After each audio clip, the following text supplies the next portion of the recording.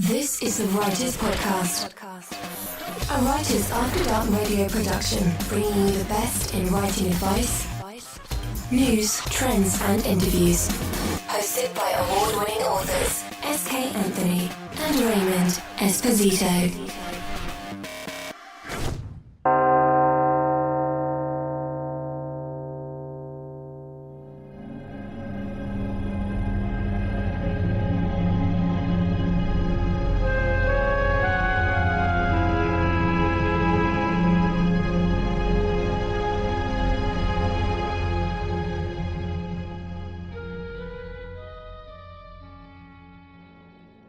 Reflections. Email from pop server account rvanburen@comcast.net to devin.vanburen@ucf.edu, August 12, 2009. Dear Devin, it's hard to believe you're starting college. It seems like just yesterday that your mom and I brought you home from the hospital. Your dear mother, it breaks my heart that she didn't get to see this proud day. Our son, the college student. The drive back home from the university wasn't too awful, although I will admit I began to miss you almost immediately. It felt so much like your first day of preschool. Funny that after 18 years, in my heart, you're still that little boy left to a big world. Remember the conversation we used to have? The one in which we discussed whether it was better to be a big fish in a little pond or a little fish in a big pond? I can't recall what we decided then, but I guess for better or worse, you're in a big pond now. It's strange how empty this house feels without you here. Although empty is the wrong word, because this emptiness, it has such weight. I imagine that in time I'll grow used to it. Perhaps I'll sell the house and find something smaller and maybe closer to your school. Besides, what am I going to do with all these rooms? Well, we'll see. Well, I'm certain you have many more exciting things to do than listen to the ramblings of your dad. You'll have to excuse my sentimental thoughts. I believe this is what they call empty nest syndrome. Take care. Email when you can. Love, Dad. August 14th, 2009. Dear Devin, thanks for writing back so quickly. I'm glad to hear that things are going so well in your first week. And please, don't worry about me. I know my last email sounded so melancholy, but I prefer to think of it as nostalgic. I do admit that I've not slept well these past few nights. It's probably just the adjustment to living alone. I've wondered if I'm coming down with the flu. A fever would certainly explain the vivid dreams. I won't bother you with the details of them, but I'm certain you'd find them very cool. Have fun, but not too much, and I look forward to seeing you in October. Love, Dad. August 17th, 2009. Hey, Devin. Sorry I missed your call last night. So much for not being able to sleep. Now that's all I want to do. Even after 12 hours of it, I'm still exhausted. Can dreams make you tired? Call back when you can. Love, Dad. August 19th, 2009. Hi, Devin. Honestly, I have no idea how I missed your call again. And no, I didn't change my number, although that's pretty funny. I wish we had the chance to talk, though, because I wanted to discuss a somewhat sensitive topic. I thought about waiting until we spoke on the phone, but it's really been bothering me all day. I'm not sure if I'll sell the house, but I figured that I should at least start cleaning and organizing the place. I'm still tired and feeling worn out, so I began with the guest room closet. Behind all the old clothes, books, and boxes, I found something. Something I thought was gone. I know you remember Mom's toddler-sized clown puppet, or as she loved to remind me, marionette. God, how she loved that big creepy thing. You, of course, didn't share her affection. I remember the first time she showed it to you and you cried. I don't like Mr. Poppet. Honestly, I silently agreed with you. All those thick strings and that heavy double wooden cross, the controller, Mom would correct. The idea of it felt dreadful. Something in those painted eyes looked cruel, and that smile, it felt more like a scream. After Mom passed, we agreed that neither of us wanted it and that we should donate it.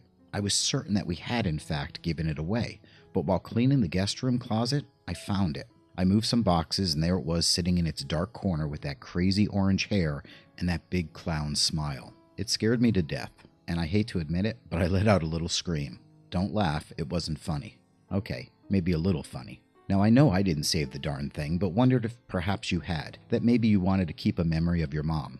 Anyway, I left it there in the closet, so let me know if you still want it. Love, Dad. August 19th, 2009. Devin.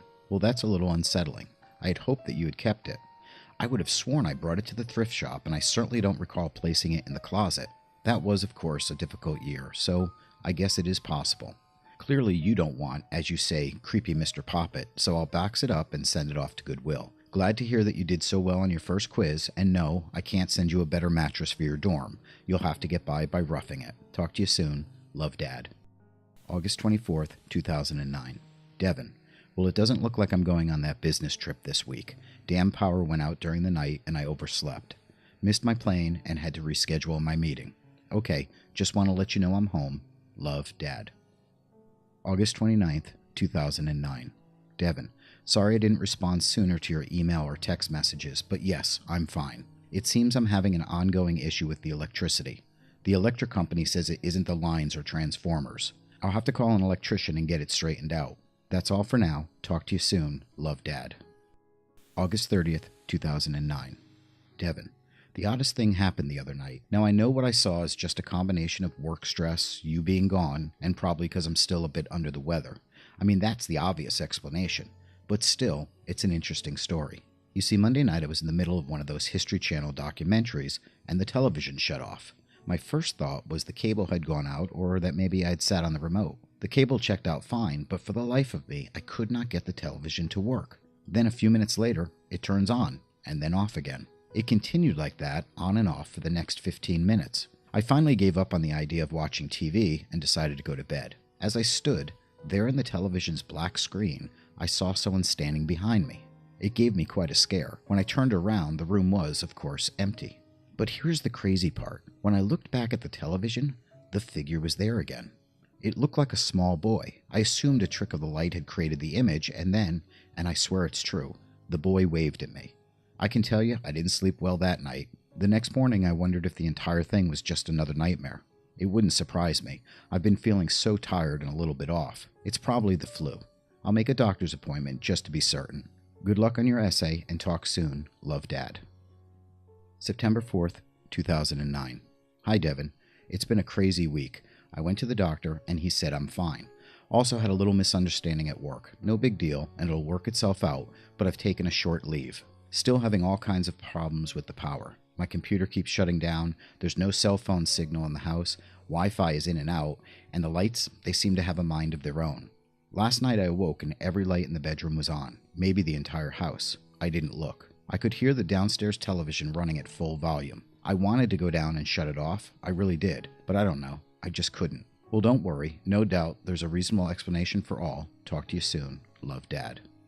September 5th, 2009. Devin, thank you for your email. I appreciate your concern and I'm sorry to burden you with these silly incidents. I don't want you worried about me. Maybe I'll take you up on that offer and come visit you next weekend. Take care. Love, Dad. September 7th, 2009.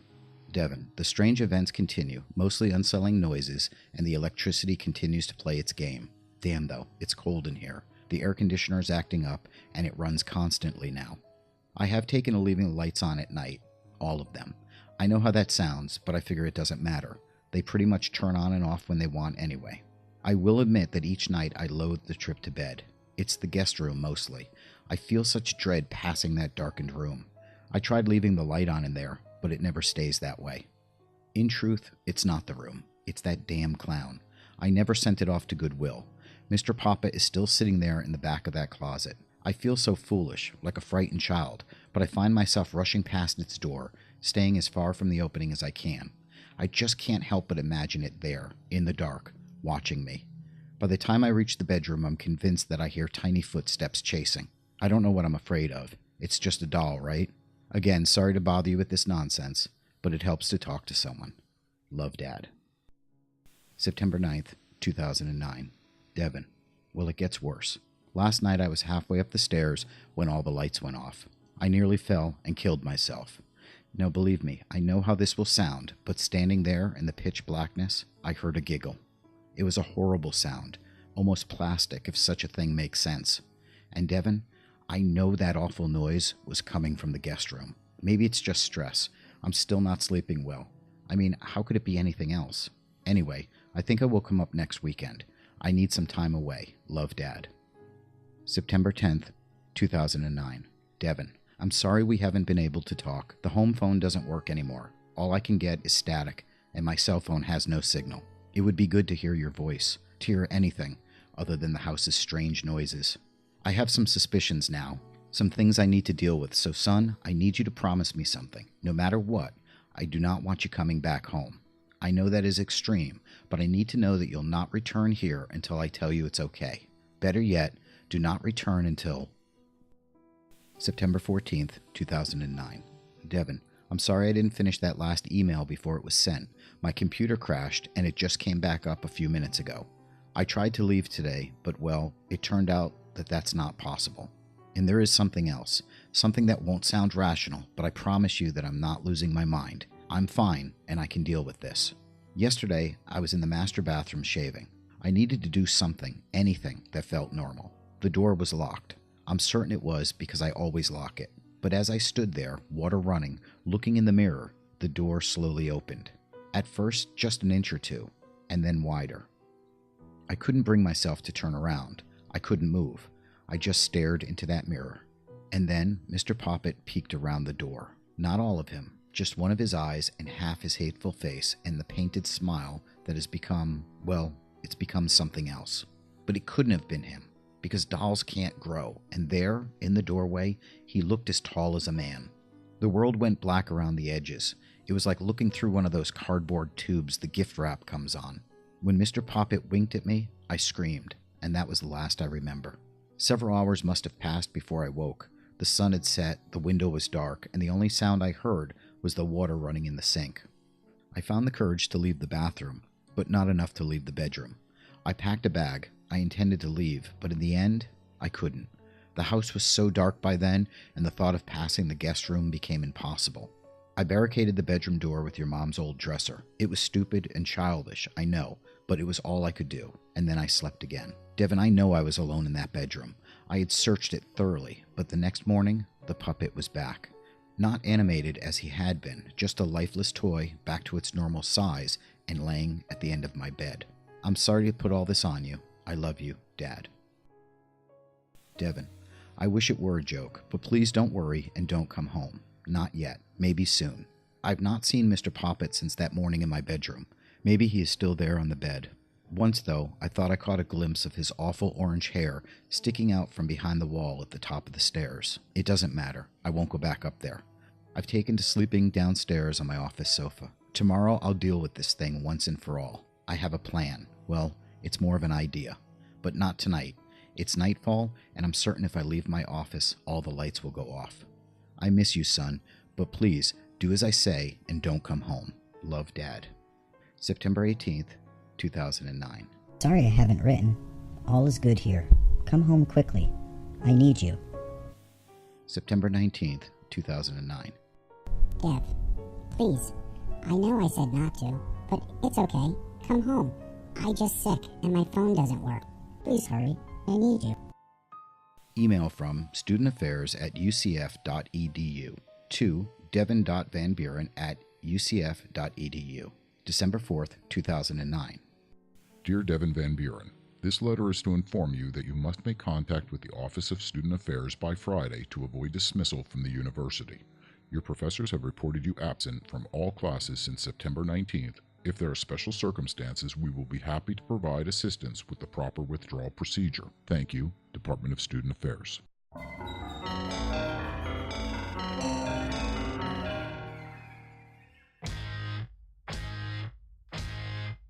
Thank you for listening to the Writers Podcast. Be sure to subscribe so you never miss an episode. For more articles, news and advice, visit our website, writersafterdark.net, or follow us on Facebook and Twitter. The Writers Podcast is a Writers After Dark radio production. Executive producers SK Anthony and Raymond Esposito. Copyright 2017.